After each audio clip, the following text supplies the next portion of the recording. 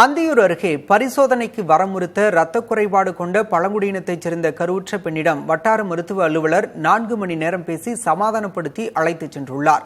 பர்கூர் அருகே ஓசூர் மலை கிராமத்தைச் சேர்ந்தவர் மல்லிகா. 5 மாத கர்ப்பிணியான அவர் 2 மாதமாக ஆரம்ப சுகாதார நிலையத்திற்கு வரவில்லை. தாய் வீடு உள்ள ஒந்தனை கிராமத்திற்கு சென்ற அவரை 12 முறை மருத்துவ குழு அழைத்த போதும் வர மறுத்திருக்கிறார். இதனையடுத்து வட்டார மருத்துவ அலுவலர் சக்தி கிருஷ்ணன் 4 மணி நேரம் பேசி சம்மதிக்க வைத்துள்ளார். அண்ணா சொன்னா கேட்க மாட்டேன். என்ன பாருங்கன்னு என் மூஞ்ச பாருங்கன்னு என் மூஞ்ச பாத்து நீ வா.